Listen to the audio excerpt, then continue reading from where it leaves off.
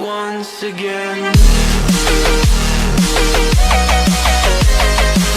E aí, galerinha do YouTube, mais um aulão com o tio Dani. Hoje, pessoal, o nosso tema, período democrático, parte 1. Pessoal, só para explicar aqui, né, aliás, só para enfatizar, nós não estamos saindo do período referente à Guerra Fria, tá?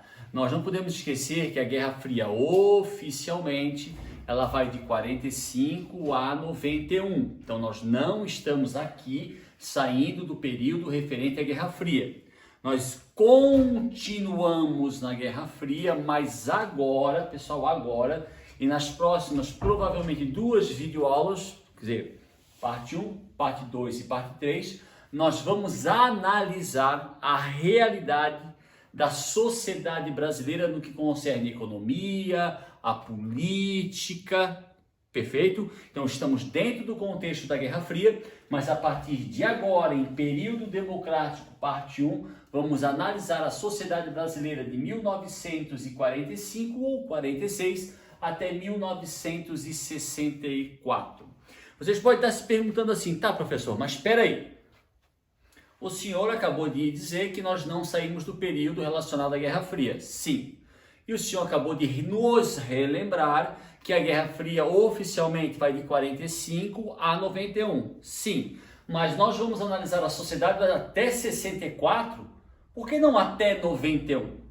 Meus queridos, o período democrático é um período, eu sei que isso é um pleonasmo, é um período da história brasileira que vai até de 45 a 64, por quê? Porque em 1964, entre o final de março e o início de abril, foi empreendido um golpe de Estado, um golpe militar, que vai instalar no Brasil uma ditadura militar, ou como queiram chamar, regime militar, que aí vai de 1964 a 1985.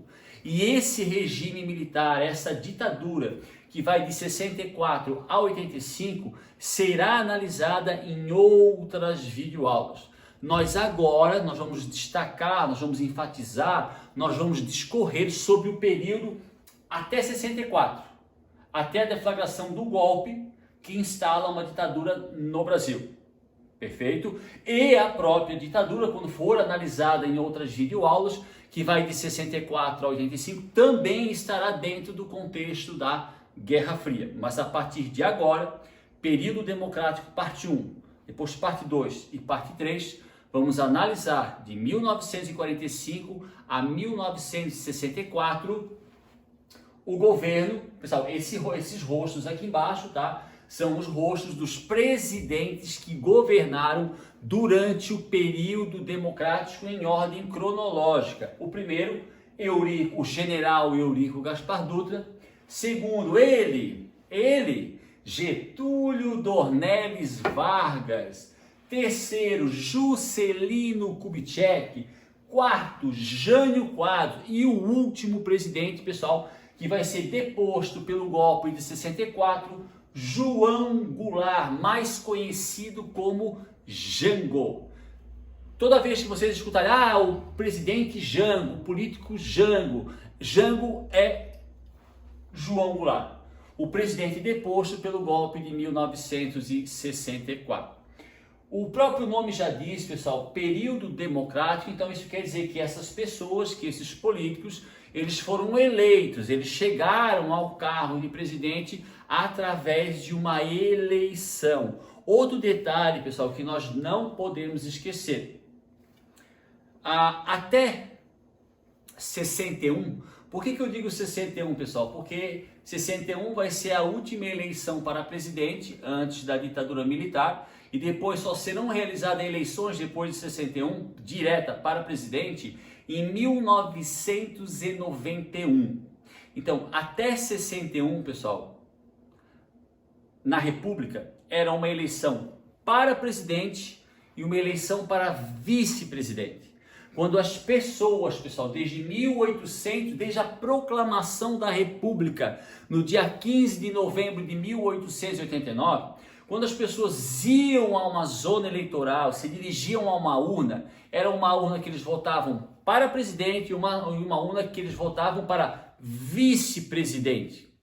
Então, dentro desse contexto, pessoal, de eleições separadas para presidente e vice-presidente, era bem comum, às vezes, um presidente ser de partido X e o vice-presidente ser de partido Y. Quer dizer, dois partidos que eram totalmente uma oposição ao outro. Isso trouxe muitos problemas ao Brasil que serão narrados, que nós discorreremos sobre eles durante o período democrático.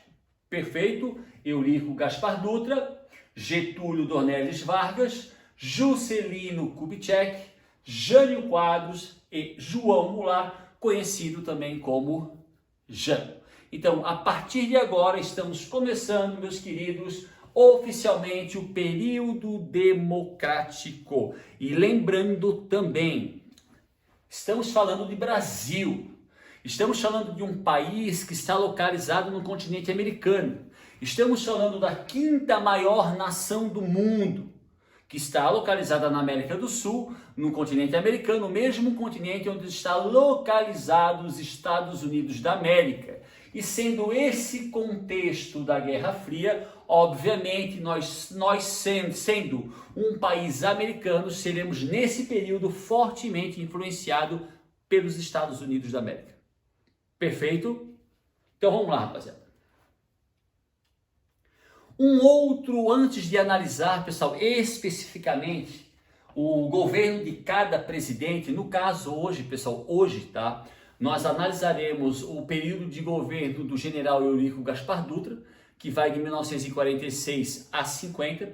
Depois vamos analisar com muito mais profundidade o período de 50 a 54, que é o período de governo de Getúlio Vargas, e daremos uma pincelada, um pequeno resumo, uma pequena ênfase sobre Juscelino Kubitschek, que será analisado de forma muito mais profunda em Período Democrático, parte 2.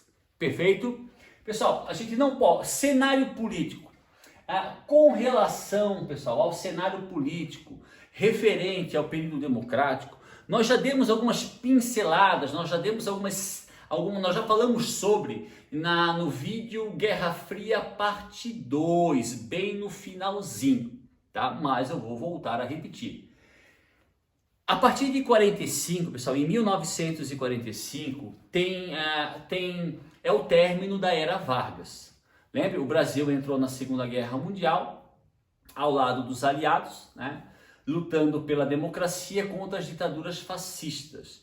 Mas o Brasil, durante o Estado Novo, que vai de 37 a 45, era um Estado fascista.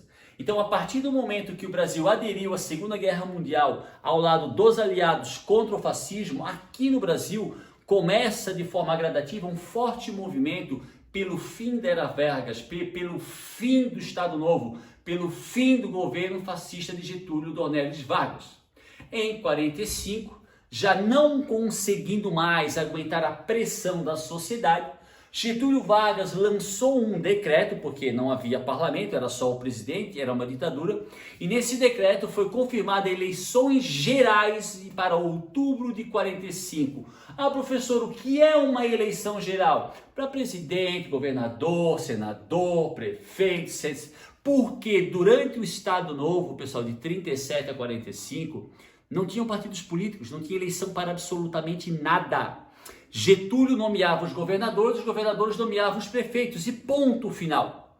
O decreto lançado por Getúlio em 45 confirmou, deu direito à realização de eleições em outubro, eleições gerais, inclusive para presidente, e nessas eleições foi eleito Eurico Gaspar Dutra.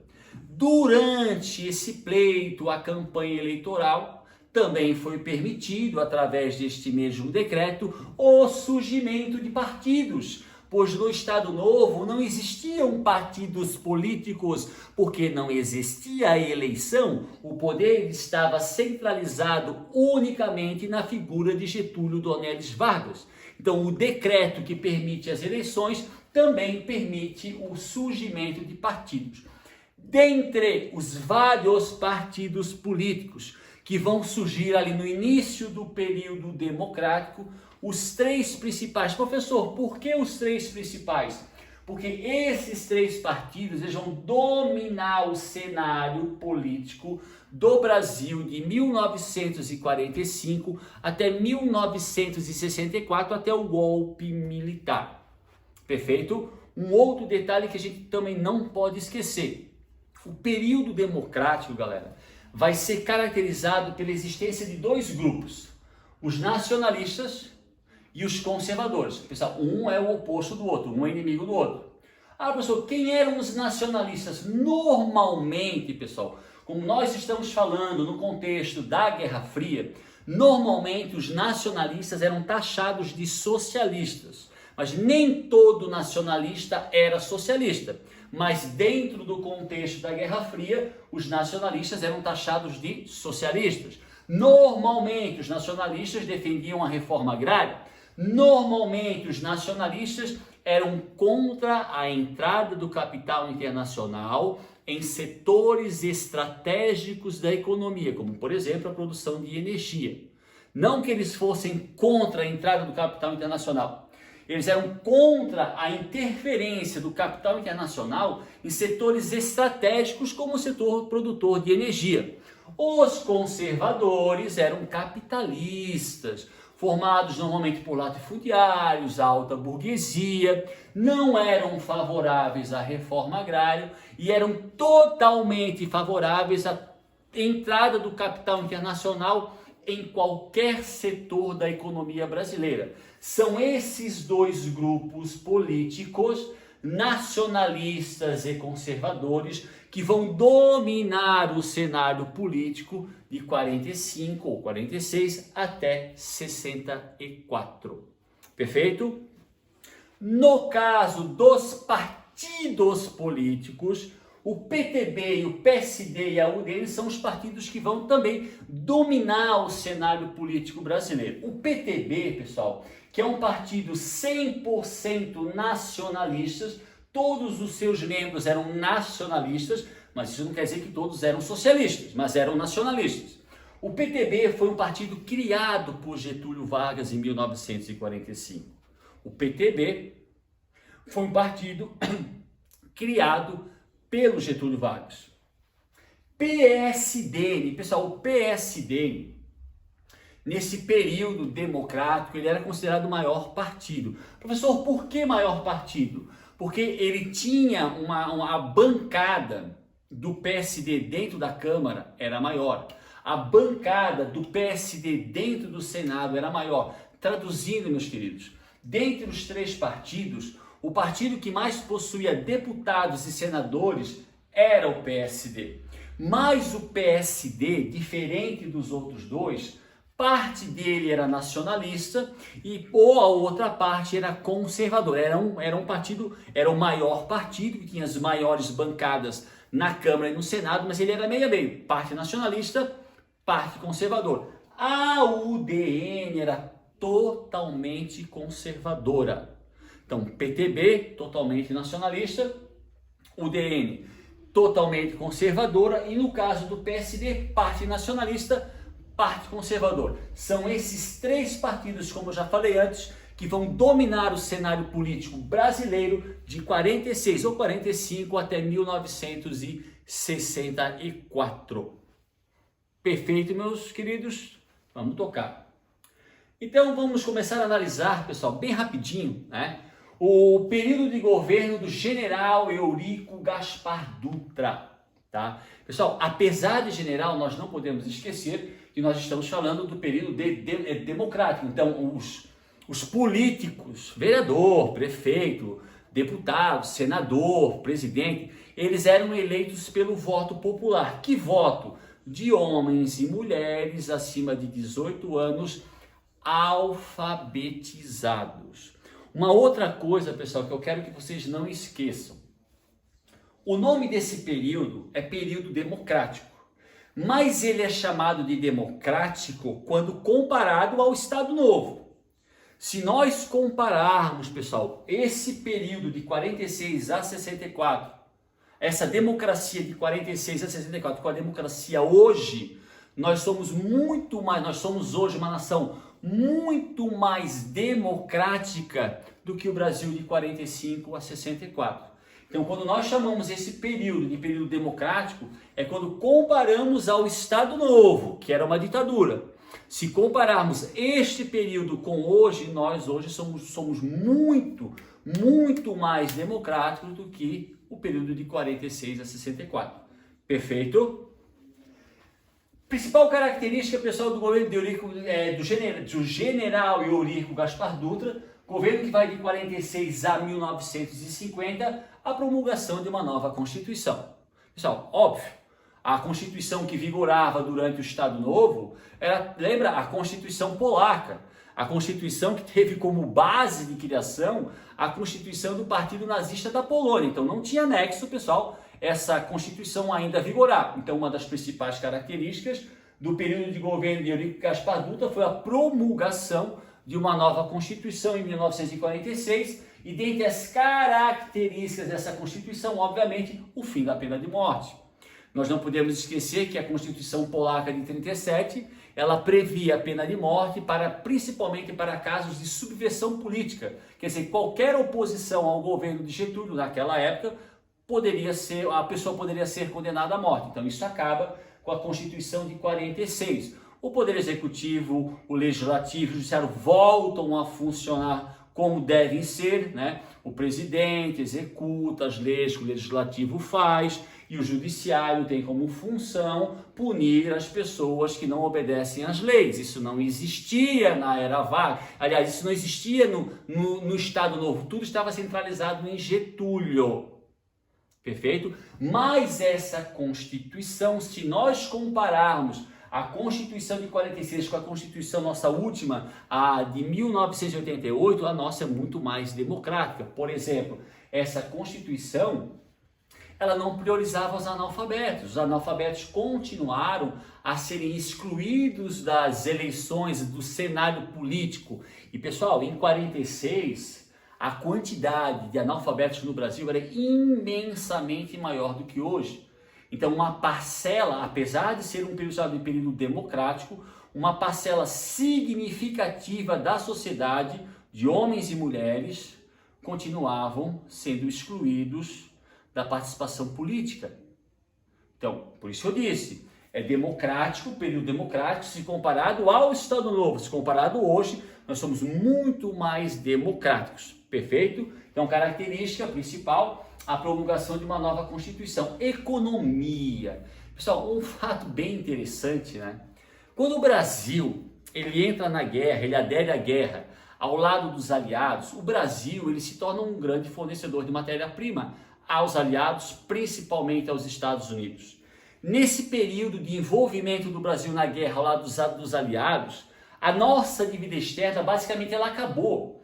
Quando termina a Segunda Guerra Mundial, em vez de nós brasileiros estarmos devendo aos países da Europa e Estados Unidos, essas nações estavam devendo a nós. O que significa isso? O Brasil saiu da Segunda Guerra Mundial com crédito na praça, e não com uma dívida, mas com crédito. O que quer dizer? Os países deviam ao Brasil. Meus queridos, nos dois de 1946 a 1948, isso é uma das principais características do governo de Eurico Gaspar Dutra. O governo do Dutra, ele incentivou a uma grande importação de bens de consumo. Ah, professor, o que é bens de consumo? Fogão, geladeira, sei lá, máquina de lavar, meias de nylon. Pessoal, na época surgiu as meias de nylon, sei lá, uma fritadeira, uma torradeira. O governo incentivou uma grande importação de bens de consumo. Aonde o senhor quer chegar, professor? Todo aquele crédito que o Brasil ganhou, teve, conquistou após a Segunda Guerra Mundial, em 2, 3 anos o Brasil gastou tudo aquilo importando bens de consumo. Não investindo em hidrelétrica, indústria, estradas, portos, colégios. Não! O Brasil gastou todo o crédito em 2, 3 anos conquistados durante a Segunda Guerra Mundial com a importação de bens de consumo. Fogão, geladeira, rádio, meias de nylon, e não em coisas prioritárias para a sociedade. Parece mentira, né? Mas não é, é a mais pura verdade. Desculpa, porque, né? Um outro detalhe, aí claro, pessoal, o que eu vou falar agora tem relação com o que eu falei há 30 segundos atrás. Uma das principais características do governo Dutra foi o pouco estímulo à industrialização. Mas é claro, porque todo o crédito que nós tínhamos, que devia ser milhões e milhões e milhões e bilhões de dólares, em vez de gastarmos com a industrialização, com infraestrutura, gastamos importando bens de consumo, supérfluo. Isso é uma característica, pessoal, dos primeiros anos, parece piada, mas é verdade, dos primeiros anos do período democrático durante o governo de Eurico Gaspar Dutra. Apesar disso, uma marca que destaca esse governo foi o lançamento do Plano SAUD. SAUD significa Saúde, Alimentação, Transporte e Energia. Então, o governo do Dutra lançou um plano no intuito de fortalecer, de desenvolver o setor ligado à saúde, a agricultura, o transporte e a energia. Mas, meus queridos alunos, isso tudo, na sua maioria, ficou apenas no papel. Perfeito? Um outro detalhe, pessoal, que a gente não pode esquecer, né?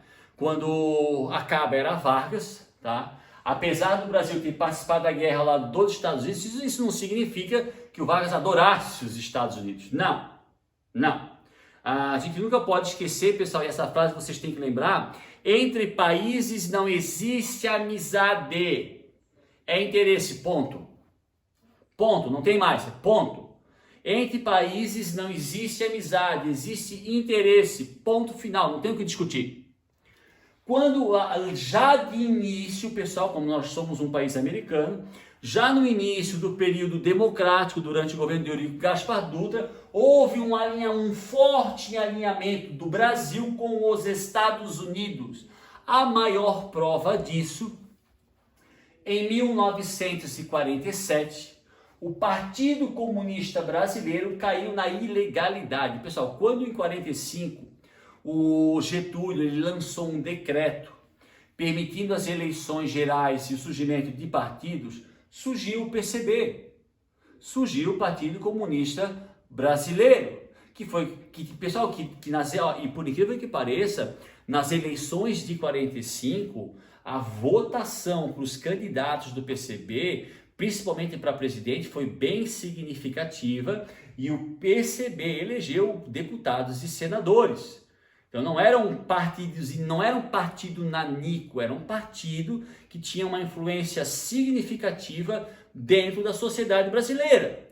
Mas como desde o início do período democrático o Brasil se alinhou com os Estados Unidos, por influência desse alinhamento, em 47 o PCB foi colocado na ilegalidade e obviamente que os mandatos de deputados, vereadores, senadores foram cassados.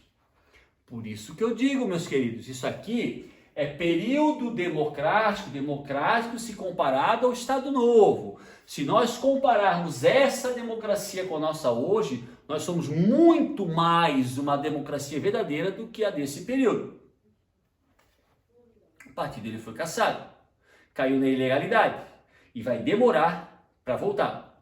Perfeito? Então, uma das principais marcas do governo de Eurico Gaspar Dutra, além da Constituição de 46, além da perda de um crédito gigantesco em 2, 3 anos consumindo bens de consumo, o forte alinhamento com os Estados Unidos e aí a cassação e a ilegalidade dos candidatos e dos políticos do Partido Comunista Brasileiro a partir de 1947. Isso não significa que o movimento socialista tenha acabado no Brasil. O partido cai na ilegalidade, mas o movimento continua a existir, principalmente em meio a alguns membros dos nacionalistas. Lembra? Os nacionalistas eram taxados de socialistas, mas isso não quer dizer que todos eram, mas alguns sim. Beleza, galera? Agora, pessoal, de forma muito mais aprofundada, tá? Porque o período em que Getúlio governou de 50 a 54 foi um período extremamente conturbado. Então, em 1950, acontecem novas eleições diretas para presidente e Getúlio, pessoal, ele nasceu em 1882, então Getúlio já estava beirando ali os seus 70 anos de idade. Então já tinha uma idade avançada e, pessoal, professor, mas 70 anos? Mas nós estamos falando de 1950, onde a expectativa de vida do brasileiro era muito menor do que hoje. Então, se hoje, 70 anos, pessoal, já é uma idade relativamente avançada, nós temos que pensar 70 anos em 1950, num período onde a expectativa de vida era bem menor do que é hoje. Tá? Então, Getúlio Vargas já era, eu até de forma proposital, tá? Eu peguei uma foto dele, se vocês olharem com mais cuidado, realmente dá para perceber que ele já está um pouco com uma idade mais avançada. Então, em 1950, acontecem eleições para presidente e Getúlio Dornelles Vargas, pela primeira vez na vida, é eleito presidente do Brasil. Opa, peraí, professor, como assim? O senhor falou para nós, lá em Era Vargas, parte 1, naquela videoaula, que em 34 Getúlio tinha sido eleito presidente. Sim, falei, mas em 34 ele foi eleito de forma indireta. 30 foi o golpe contra Washington Luiz. 37 foi o Plano Cohen, foi um outro golpe. Em 34, meus queridos, ele foi eleito pelo parlamento. Uma eleição indireta é quando o parlamento elege o presidente. Então ele foi colocado como presidente em 30 por uma revolução, em 34 ele foi eleito pelo parlamento e em 37 ele tomou poder com o Plano Cohen e o Estado Novo. Quer dizer, de 30 a 45, em nenhum momento, ele foi presidente 3 vezes, em nenhum momento ele foi eleito pelo voto popular. A primeira vez que Getúlio Dornelles Vargas é eleito presidente do Brasil pelo voto popular, 1950, durante o período democrático.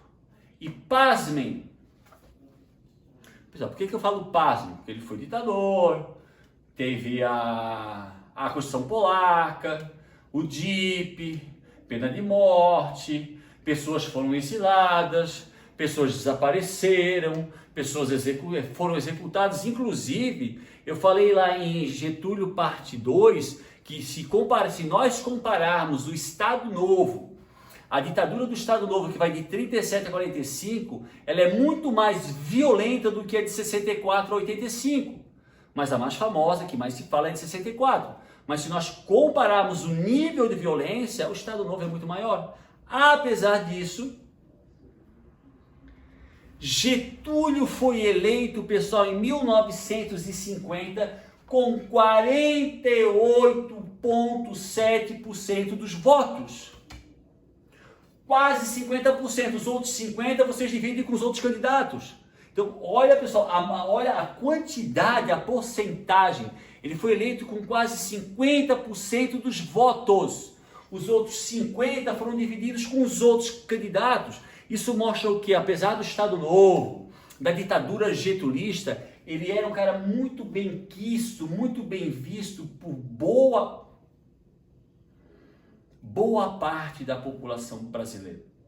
Então começamos agora, pessoal, o governo de Vargas. Lembrando, Vargas, obviamente, era do PTB. Por que, professor, obviamente? Porque foi ele que criou esse partido. Então o Vargas, ele foi eleito presidente do Brasil pelo PTB. PTB, pessoal, um partido majoritariamente nacionalista.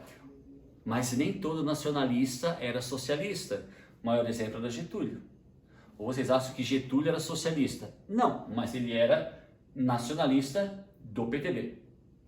Pessoal, um outro fato bem interessante, por isso que esse período a gente estuda de uma forma muito mais aprofundada do que o Eurico Gaspar Dutra. a economia, diferente do Dutra, pessoal, diferente do período de governo do Dutra, onde houve um pouco, quase nenhum estímulo à indústria, o período de 50 a 54, no governo Vargas, o governo Vargas vai fomentar, ele vai estimular, ele vai fortalecer, ele vai desenvolver a indústria brasileira.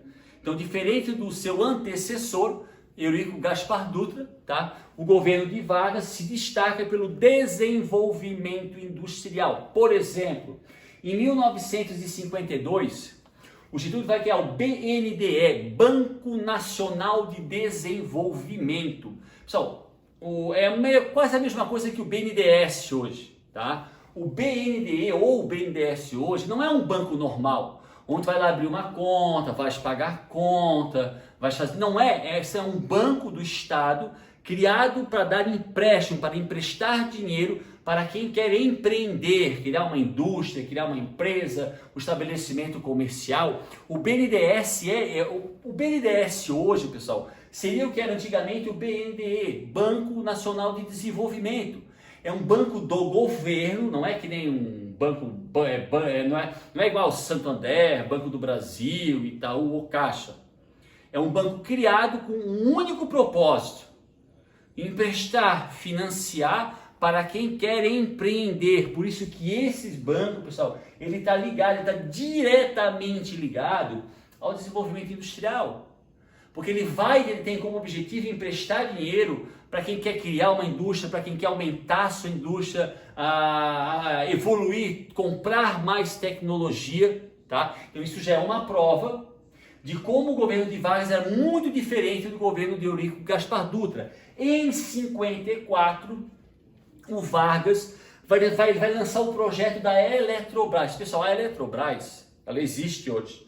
Ela é uma empresa ainda estatal, mas está em processo de privatização, tá? Ainda estatal. Ela é uma empresa que ela controla a geração de energia no país. Sim, pessoal, hidroelétrica, a Eletrobras, ela é uma empresa, hoje ainda estatal, mas que está em processo de privatização, que ela controla, ela gerencia a produção de energia dentro do país. O Getúlio ele não criou essa, mas ele criou o projeto. Ele criou o projeto para a criação da Eletrobras, mas por motivos políticos, por influência externa e interna, ele não conseguiu colocar isso em prática. O projeto da Eletrobras, criado em 54, só vai se tornar prática, isto é, a Eletrobras só vai realmente sair do papel no ano de 1962. Mas a Eletrobras de 62 e de hoje é uma criação de Getúlio Dornelles Vargas. E obviamente, pessoal, como vocês estão olhando aqui atrás de mim, a Petrobras. Pessoal, essa Petrobras que existe hoje, que infelizmente alguns anos atrás quase colocaram ela à falência, num rombo milionário, num esquema de corrupção absurdo, onde foram desviados 80 bilhões de reais, essa mesma, que pessoal, apesar de anos e anos de corrupção dentro da Petrobras, apesar de um esquema corrupto que desviou mais de 80 bilhões, a Petrobras ainda hoje continua sendo uma das maiores empresas do mundo e uma das maiores empresas do Brasil. É uma multinacional. Essa mesma Petrobras, essa Petrobras de hoje, ela foi criada por Getúlio Vargas em 1953. Em 53, pessoal, eu não estou afirmando aqui que descobriram que o Brasil tinha petróleo em 53. Não. Já se sabia que no Brasil existia petróleo desde a década de 30. Mas não existia uma empresa estatal, uma grande empresa do Estado para explorar. Então já se sabia que existia petróleo no Brasil já há muitos anos, há mais de 20 anos. Getúlio Vargas, em 43, lança a campanha do petróleo é nosso. Por que é nosso? Porque, obviamente, pessoal, muitas empresas internacionais e americanas queriam explorar o nosso petróleo. Muitas, por isso a campanha do petróleo. Isso foi uma campanha. Inclusive, pessoal, se um dia nós vamos estudar, mas provavelmente vocês já escutaram falar na campanha das diretas já em 85. Foi uma campanha que levou para milhões de pessoas. Pessoal, a campanha do Petróleo é Nosso, ela é comparada à campanha das diretas já de 1985. A campanha do Petróleo é Nosso levou milhões de pessoas, ela não foi uma campanhazinha, foi uma baita campanha, foi uma campanha imensa, aonde o Getúlio, lançando essa campanha, ele tinha um propósito de criar uma empresa petrolífera 100% brasileira. Mas obviamente, meus queridos, essa é uma foto muito famosa, Getúlio com a palma da mão cheia de petróleo. Obviamente, pessoal, que Getúlio sofreu uma pressão imensa. Professor, pressão de quem? Primeiro, de investidores internacionais, de empresas petrolíferas europeias e estadunidenses que tinham interesse em explorar o nosso petróleo.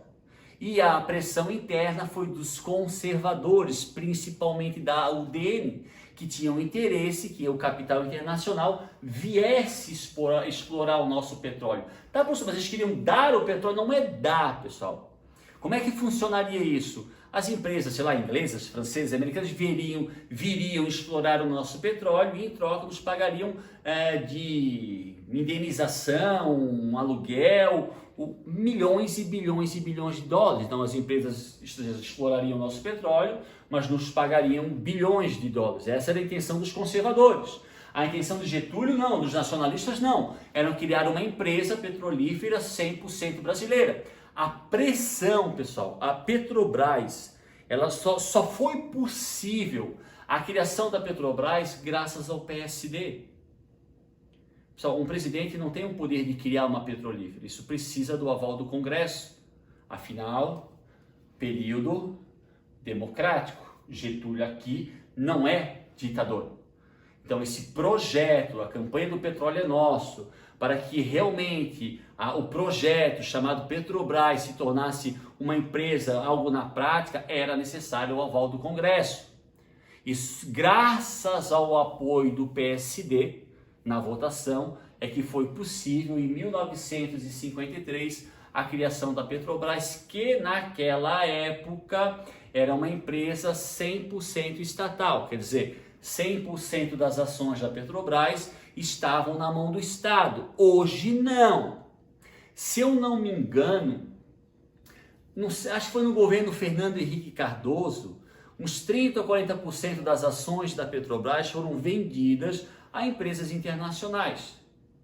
Tá, pessoal? Então ela não é mais não, ela é o governo, pessoal. O governo, ele continua a ser o sócio majoritário. Quer dizer, o que é sócio majoritário? A maioria das ações da Petrobras estão na mão do Estado. Então, por exemplo, quem nomeia o presidente da Petrobras? É o Estado. Quem nomeia os cargos de direção da Petrobras? É o Estado. Por que é o Estado? Por que é o governo? Porque o governo continuou sendo o acionista majoritário. Ele vendeu uma parte das ações para empresas internacionais que exploram o nosso petróleo e nos pagam um aluguel, uma indenização por esse petróleo. Mas mais de 50% das ações continuaram na mão do Estado, então o Estado ainda gerencia, ele comanda a Petrobras. Aqui é diferente, é que 100% das ações pertenciam à Petrobras. Mas o que deve, pessoal, ficar na cabeça é que a pressão que Getúlio sofreu de conservadores, de UDN, de Estados Unidos para não criar a Petrobras foi gigantesca. E por isso que eu disse no início, pessoal, Getúlio já era um homem de idade, Getúlio já tinha 70 anos, Getúlio já tinha passado por muito, então já não era um homem com aquela estrutura física da época do Estado Novo, da República Velha. Essa pressão vai ter as suas consequências. Tá? Mas um fato importantíssimo, pessoal, além da criação do Banco Nacional de Desenvolvimento, além da criação do projeto da Petrobras, da Eletrobras, foi a criação. Esse, pessoal, é um marco, isso é uma marca registrada do governo de Vargas durante o período democrático, é a criação da Petrobras, hoje uma grande multinacional brasileira. Nós temos que ter orgulho da Petrobras, ela é nossa. Perfeito? Pressão política, a tal pressão que eu falei agora faz, sei lá, 30 segundos, um minuto. Antes de nós darmos continuidade a essa tal pressão política, quero lhes apresentar, aliás, uma figura. Pessoal, Carlos Lacerda. Pessoal, o Carlos Lacerda, ele foi como é que eu posso dizer para vocês? Um grande expoente, grande não estou no sentido de dizer que é bom ou ruim, ele foi um grande expoente da política brasileira da década de 50 e da década de 60. Carlos Lacerda era da UDN, então ele era extremamente conservador e ele era um dos maiores opositores de Getúlio Dornelles Vargas. Além disso, Carlos Lacerda, o seu apelido era O Corvo. Pessoal, o Carlos Lacerda tinha um apelido, eles chamavam ele de O Corvo. O Carlos Lacerda ele era dono de um jornal. O nome do jornal, Tribuna da Imprensa. Então, Carlos Lacerda, um dos mais significativos membros da UDN, um partido extremamente conservador, um forte opositor de Getúlio Dornelles Vargas e, consequentemente, dos nacionalistas, proprietário do jornal Tribuna da Imprensa. Por que eu enfatizo isso, pessoal? Porque através da Tribuna da Imprensa, o Carlos Lacerda e a própria UDN fizeram uma pressão gigantesca sobre Getúlio, já durante a campanha do Petróleo é Nosso. Então grave o nome desta figura. Carlos Lacerda, UDN, conservador, forte opositor de Getúlio, dono da Tribuna da Imprensa, apelidado de O Corvo.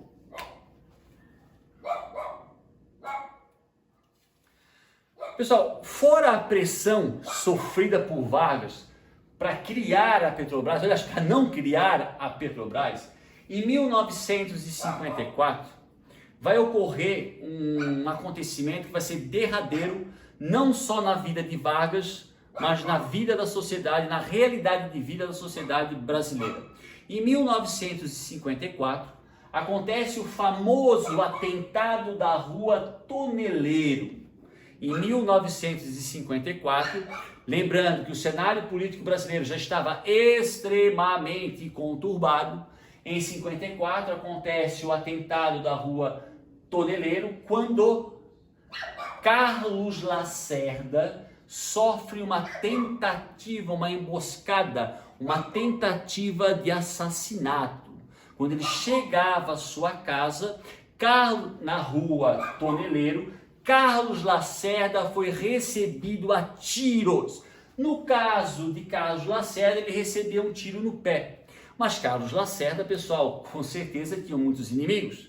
E não diferente da grande maioria dos políticos que andam com segurança, né? Muitos até pregam contra o desarmamento, mas tem um monte de segurança, que é muito fácil assim, tá? Carlos Lacerda tinha seus seguranças e um dos seus seguranças nessa tentativa de assassinato foi assassinado.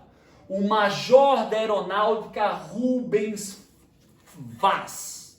Então, em 54, Carlos Lacerda sofre uma tentativa de assassinato, é alvejado com um tiro no pé, mas o seu segurança, major da aeronáutica Rubens Vaz, ele é assassinado. Para piorar a situação, pessoal, não é nem só pelo Carlos Lacerda, mas foi assassinado um major da aeronáutica. Então, obviamente que a aeronáutica entrou nas investigações. Pessoal, major, ele está um pouquinho abaixo de general. Major, na hierarquia militar, é um posto bem alto. Então, também devido à tentativa de assassinar o Lacerda, mas principalmente em função da morte de um major da aeronáutica, a aeronáutica entrou nas investigações. E foi descoberto que dentre os líderes, né, da tentativa da emboscada estava Gregório Fortunaro. Pessoal, Gregório Fortunaro era chefe da segurança de Vargas. Gregório Fortunaro, segundo as investigações, estava envolvido no atentado a Carlos Lacerda, que provocou a morte do major da aeronáutica Rubens Vaz. Mas Gregório Fortunaro era chefe de segurança de Vargas. Como diz o ditado, meus queridos, para um bom entendedor, meia palavra basta. Se a pressão sobre Vargas, pessoal, já era grande desde a criação da campanha do Petróleo é Nosso, desde o surgimento da Petrobras, imaginem agora que as investigações descobriram o chefe da segurança do presidente estando envolvido na tentativa de assassinato do maior inimigo de Getúlio Vargas. Pessoal, essas investigações, ninguém conseguiu encontrar provas que ligassem Getúlio diretamente a esse assassinato, ninguém encontrou uma prova que conseguisse ligar, sei lá, uma gravação, uma digital, um documento escrito, mas era o chefe da sua segurança. Isso foi um prato cheio para os conservadores. A pressão foi tanta que Getúlio Dornelles Vargas anunciou que iria renunciar. Mas, para o espanto de todos, segundo os dados oficiais, em vez da renúncia, Getúlio optou pelo suicídio em agosto de 1954. Então, após a pressão já vinha desde o início do seu governo, após a tentativa de assassinato de Carlos Lacerda e a descoberta do envolvimento do chefe da sua segurança, essa pressão ela aumentou. Getúlio anunciou uma renúncia, mas optou, segundo os dados históricos, segundo a história oficial, optou pelo suicídio em 1954. E é aí, como diz o ditado, que o caldo vai entornar. Quando um presidente, pessoal, morre, ou ele renuncia, ou ele é impeachmentado, quem obviamente assume o poder é o seu vice, o vice-presidente. O vice-presidente de Vargas... pessoal, desculpa, eu quase ia deixar passar batido. Pessoal, isso aqui é uma foto do enterro de Vargas. Quando eu vi essa foto a primeira vez, eu achei que era carnaval. Eu achei que era uma foto de carnaval. No Rio de Janeiro, ali, não é? Isso aqui é o enterro de Getúlio. Parece carnaval, tá? E, pessoal, a morte de Getúlio, o suicídio de Getúlio, ele causou uma comoção popular. E essa comoção, em várias regiões do Brasil, descambou para a violência. Mas que tipo de violência, professor? A população, pessoal, sabia que muitos meios de comunicação, muitos setores da sociedade brasileira eram contra Vargas. Sabiam que muitos meios de comunicação e setores da sociedade brasileira e da política faziam pressão sobre Vargas. E na época já se disse, olha, Vargas se suicidou por causa dessa pressão. Além da comoção popular pela morte de Getúlio, pessoal, se vocês provavelmente, vocês não conheceram Ayrton Senna. Um dia, procurem no YouTube, procurem cenas e filmagens do enterro de Ayrton Senna. Ou também do enterro de Tancredo Neves em 1985. É algo comparado ou até maior isso aqui. A comoção foi absurda, foi gigantesca e, como consequência, muitos meios de comunicação, as sedes da UDN foram atacados por populares. Aqui no caso, pessoal, essa foto ela é muito famosa, são carros do jornal O Globo, não existia a Rede Globo, a emissora. A emissora, pessoal, a televisão Rede Globo, a emissora de televisão, ela só surge em 65. Mas o jornal O Globo já era desde a década de 30, já era muito antigo. Então a população acusava o jornal O Globo de ter sido uma dessas emissoras que teriam feito a pressão em cima de Vargas e teriam provocado o suicídio de Vargas. Então os populares atacaram tudo e qualquer coisa que era oposição a Vargas. E isso assustou muito a oposição ao UDN, que recuou. Recuou por quê, professor? Porque eles pensaram em fazer um golpe. Eles recuaram, eles ficaram quietos, porque a comoção e a violência da população contra a oposição foi muito forte mesmo. Mas, caminho para o golpe. Não é o de 64. Esse não é o de 64. Caminho para o golpe. Pessoal, quando Getúlio morre, quem vai assumir o seu lugar como presidente? Café Filho. Café Filho era vice-presidente. Pessoal, o Café Filho, ele vai se tornar presidente por quase um ano. E aí, quando o Café Filho se torna presidente, era o último ano de governo de Vargas, ele vai ter como função a realização de novas eleições. Era o último ano de Vargas deixaria de ser, as eleições seriam feitas em 55, né? Vargas não estava mais, agora quem estava no lugar de Vargas era Café Filho, seu vice-presidente. O Café Filho organizou as eleições. Nessas eleições, pessoal, realizadas em outubro de 1945, para espanto da UDN. Por que para espanto? Porque a UDN, os conservadores, após a morte de Vargas, apesar daquela comoção popular, eles esperavam que através das eleições de 55, de outubro de 55, eles chegassem ao poder. Mas para o espanto da UDN dos conservadores, a eleição de outubro de 55 elegeu presidente do Brasil Juscelino Kubitschek, do PSD, nacionalista, e elegeu para vice-presidente do PTB João Goulart. Pessoas completamente contrárias, consideradas oposição pela UDN. Quando acontece, pessoal, na época, um presidente ou vice, eles eram eleitos em outubro, eles tomavam posse dia 31 de janeiro do outro ano. Então, o Juscelino e o João Goulart foram eleitos pelo voto direto, presidente e vice-presidente, em outubro, e eles tomariam posse no dia 31 de janeiro. Quando, para surpresa da UDN, quando eles foram eleitos, a UDN já começou a tramar um golpe. Que golpe? Café Filho se ausenta da presidência.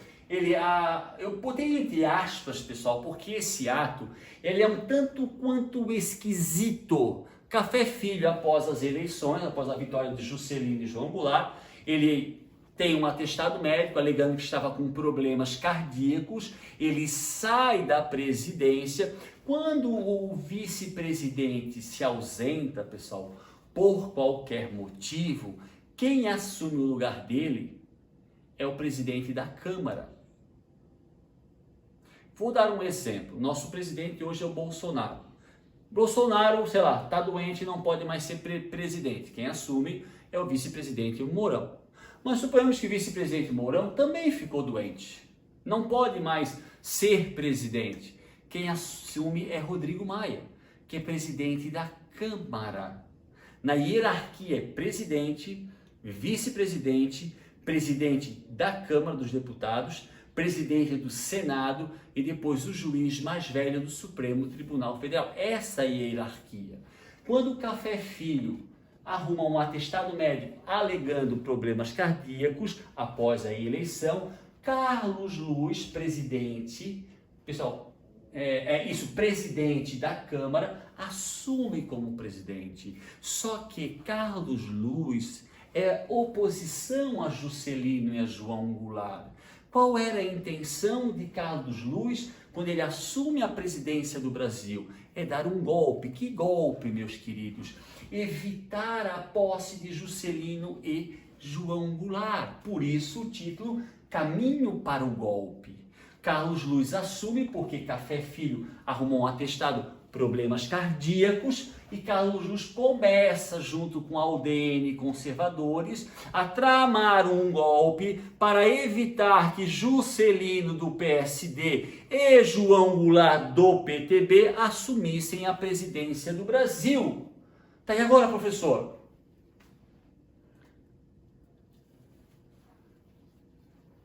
golpe contra o Juscelino.